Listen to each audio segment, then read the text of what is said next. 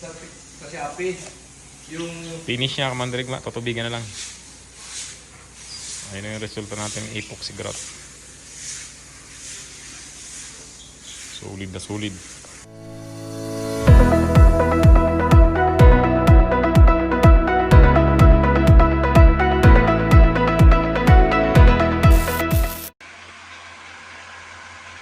So ayun yung luma. So, ito yung ginawa natin ngayon. Medyo nice eyes natin para doon sa luma.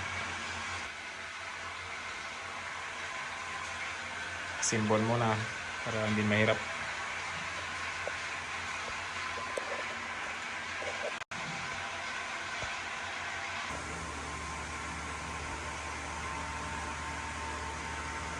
Tapos din mga Commander Igma. So lahat yung branded na yung valve lahat. So wala nang pangamba. alam mo, parang paganda din kung pag dumikit ka sa katawan. Hindi na yung may sipon na talaga yun. Nakakalit yan? Sarap naman yan. Ano mga Commander Igma? Malapit na maging pira o pipirahin pa lang? Ang lakas pa rin ng tagas, no? So, brand new na ulit.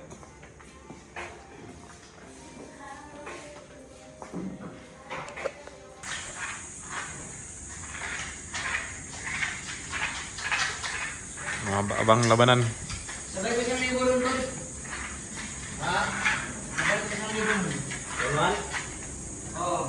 Ano sabihin ko sa'yo? Ha? Sabihin ko sa'yo. So, ito yung mga ginamit natin. Pangdigmang epoxy. Nagnayan ako nung